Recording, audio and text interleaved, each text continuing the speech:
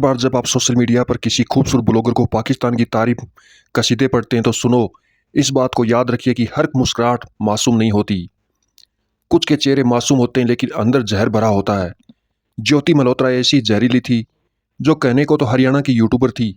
चेहरा खूबसूरत था लेकिन दिल में देशद्रोह का काला जहर भरा था।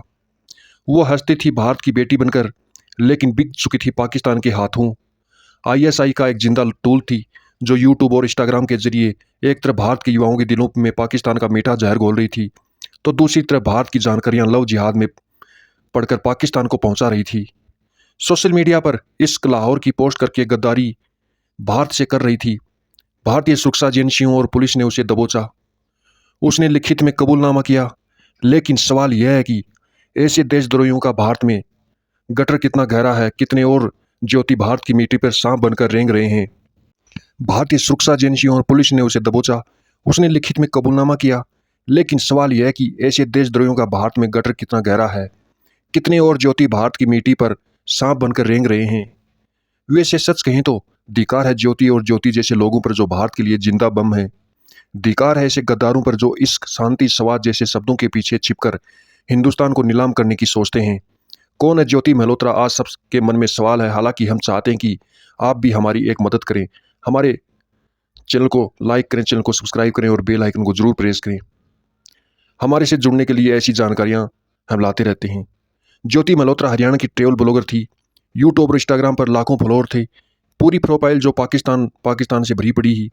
दिखने में खूबसूरत, आवाज़ सुंदर। प्रोफाइल स्टॉक करेंगे तो समझ आएगा कि लाहौर की गलियों से लेकर पाकिस्तान की खाने की बड़ी मुसीबत थी। मानो दुनिया में सबसे खूबसूरत मुल्क उन्हें पाकिस्तान लग रहा था। लेकिन यह सब कुछ इत्तेफाक नहीं था। वो भारत की सैन्य गोपनीयता को आईएसआई तक पहुंचा रही थी। दिल्ली से करी थी हंसमुख चेहरा, मासूम दिखने वाली कहानियां, लेकिन इरादा देशद्रोह का था। ज्योति मल्होत्रा एक 2 महीने नवाबपोश देशद्रोही थी जिसने अपने ब्लॉग के जरिए पाकिस्तान में एजेंडा उभारते हुए सिर्फ भारत की ज़मीनी हकीकत को जुटलाकर पाकिस्तान की चमक को दिखा रही थी, बल्कि सैन्य जानकारियां भी दुश्मन को बेच रही थी। और यह सब कुछ क्यों था? क्योंकि उससे दानिश नाम के एक पाकिस्तानी एजेंट से मोहब्बत हो गई थी, जिसने लव जिहाद के चक्कर में, जिसने पाकिस्तान की तरफ से साजिश रचने के चक्कर में इस लड़की को फंसाया था। 2023 में ज्योति पाकिस्तान गई थी और वह पाकिस्तान की यात्रा कोई शेर सपाटा नहीं थी, बल्कि आईएसआई की सातिर साजिश का पहला कदम था। पाकिस्तानी उच्चायोग ने उसके वीज़ा लेकर उसके खाने जाने का पूरा इंतजाम किया और वहीं पर उसकी मुलाकात हुई। दिल्ली में पाकिस्तानी उच्चायोग के कर्मचारी एहसान उर रहीम उर्फ दानिश ने ज्योति को अपने झूठे इसके जाल में फंसाया। यह कोई प्यार वेर नहीं था, यह लव जिहाद की सुनियोजित साजिश थी। दोनों के बीच संबंध बढ़े। ज्योति का दिमाग जो वह पाकिस्तानी प्रचार तंत्र ने पूरी तरह जकड़ लिया। पैसे भी दिए गए। इसी मदद से दुनिया भर में अयाशियाँ कर गई।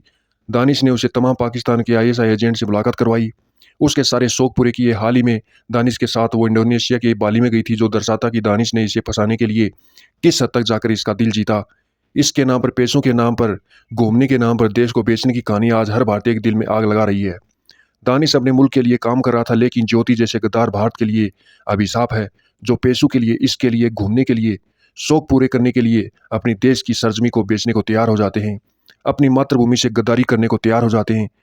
ज्योति के ब्लॉग को भी हमने खंगाला। ज्योति के ब्लॉग कोई ट्रेवल डायरी नहीं थी, बल्कि आईएसआई के प्रचार का हथियार था। जैसा कि हमने कहा, लाहौर, इसको, ऐसे तमाम पाकिस्तान से जुड़े पोस्ट, ये सब कुछ एक सोची समझी साजिश थी। दिखाने की कोशिश की पाकिस्तान को वो दुनिया का एक सर्वग है। वो अमन की आशा का ढोंग रचकर भारत विरोधी नैरेटिव फैला रही थी। और यह सब कुछ प्रचार तक सीमित नहीं था। जो खबर आई है वो सेंसिटिव है। यहाँ तक कहा जा रहा है कि ज्योति ने भारत की सुरक्षा को ताक पर रखकर भारतीय सेना से जुड़ी तमाम गतिविधियों और गोपनीय जानकारियों को भी यहाँ से फॉरवर्ड किया है। फॉरवर्ड करने का तरीका व्हाट्सएप, टेलीग्राम, स्नैपचैट जैसे इंटीग्रेटेड प्लेटफॉर्म, क्योंकि वहाँ पर आप पकड़े नहीं जा सकते। वो दानिश और अन्य एजेंट के संपर्क में रहकर यह सब कुछ करती थी। दिल्ली में रहते हुए तमाम संवेदनशील इलाकों की तस्वीरें, डाटा साझा किया और यह सब करने के लिए उसे हवाला के जरिए मोटी रकम दी गई। लेकिन इन सब के बीच में भारत की अस्मिता नीलाम कर रही थी। ज्योति ने जो किया वह सिर्फ गद्दारी नहीं, भारत की रीढ़ को तोड़ने वाला खुद युद्ध था। ऐसी हरकतों के लिए जितनी बड़ी सजा दी जाए शायद वो कम हो। सच कहा तो शौर्य फिल्म में ब्रिगेडियर प्रताप सिंह ने कि दुश्मन सिर्फ देश के बाहर नहीं होते, दुश्मन घर के अंदर भी होते हैं। गद्दार देश के अंदर भी होते हैं। और ज्योति जैसे गद्दार जो भारत की सुरक्षा को ताक पर रखकर देशद्रोह के खेल खेलते हैं, वो भारतीयों को शर्मसार करते हैं। बड़ी शर्म आ रही है कि दिल्ली में रहते हुए भारत की जानकारियां साझा की जा रही थी। चंद पैसों के लिए प्यार का नाम देकर देश की अस्मिता को नीलाम करना लगता है। ऐसे लोगों पर लालन है। हालांकि अगर आप लोग रहा है ज्योति अकेली थी तो आप गलत हैं। ज्योति अकेली नहीं थी, एक पूरा नेटवर्क जो इसके काम कर रहा था। गजरा नाम की महिला भी रही जिसने वीज़ा प्रक्रिया में हेल्प की, यानी मोहब्बत का नाम आ रहा जिसने हवाला के जरिए ज्योति को पैसे भिजवाए। अरमा नाम का एक व्यक्ति का नाम आ रहा जिसने डिफेंस एक्सपो 2025 की जानकारी पहुंचाई और उसके बाद एक्सेस दिया और यह सारी जानकारी हिंदुस्तान को पाकिस्तान में दी। अब सवाल है कि ज्योति अकेली नहीं थी और उसके साथ कई और लोगों का नाम निकल कर सामने आ रहा है, तो फिर यह परेशान करने वाला है, क्योंकि कोई नहीं जानता कि भारत में ऐसे और कितने गद्दार हैं, कितने सांप हैं जो भारत में रहते हैं और पाकिस्तान में हाथों बिके हैं। कोई नहीं जानता भारत में कितने लोग पैसे जो ऐसे झूठे हैं, धार्मिक मनुवाद के लिए अपनी मातृभूमि को बेच रहे हैं। सच करें तो यह घर के बीच जो भारत की जड़ों को खोखली कर रहे हैं। भारी दुश्मन से सेना तो निपट रही है, भारी दुश्मन को सेना सबक सिखा रही है, लेकिन अपने घर में ऐसे गद्दार बैठे हैं जो देश को खोखला बना रहे हैं, जवानों की जान की खिलवाड़ कर रहे हैं। सीनेट खानों की जासूसी करना, देश के खिलाफ दुष्प्रचार करना, ये जंग जब हमारे घर से की जाती है तब ऐसे लोग ही निकल कर आते हैं, देश को तोड़ने वाली होती हैं। ज्योति जैसे गद्दार सोशल मीडिया को हथियार बनाकर युवाओं को दिमाग में जहर भरते हैं। ये वही लोग हैं जो कहते हैं कि पाकिस्तान इज फॉर सी पीस, और एक आम हिंदुस्तानी को यह एहसास होने लगता है कि वो मानने लगता है कि नहीं, उनके कल्चर को बढ़ावा, उनकी चीज़ों को शामिल करना बहुत ही सॉफ्ट नैरेटिव के तहत इनको पैसे मिल रहे हैं। हमें आपको अंदाज़ा नहीं होता कि यह दुश्मन की नीति का एक बहुत बड़ा हिस्सा है। ज्योति जैसे लोगों के लिए आपकी क्या राय है? इनको क्या सज़ा मिलनी चाहिए? कमेंट बॉक्स में ज़रूर राय दें। धन्यवाद।